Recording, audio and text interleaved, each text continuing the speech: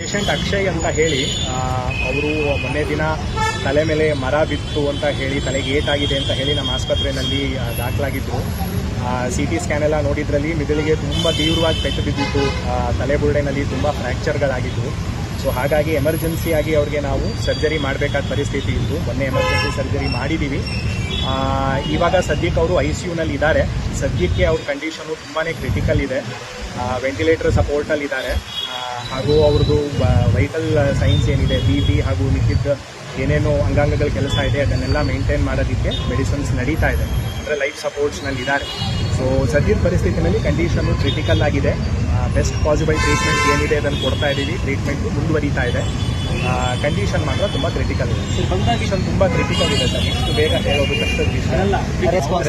ತುಂಬ ಬೇಗ ಸರ್, ಇದು 24 ಗಂಟೆ ಕಾಲ ಅಷ್ಟೇ ಆಗಿರೋದು. ರೆಸ್ಪಾನ್ಸ್ ಇಷ್ಟು ಬೇಗ ಮಿದುಳಿಗೆ ಬಿದ್ದ ಏಟುಗಳಲ್ಲಿ ಇಷ್ಟು ಬೇಗ ರೆಸ್ಪಾನ್ಸ್ ನೋಡೋದು ಪ್ರಯತ್ನ ಮಾಡ್ತಾ ಇದ್ದೀವಿ. ಟ್ರೀಟ್ಮೆಂಟ್ ಹೋಗ್ತಾ ಇದೆ.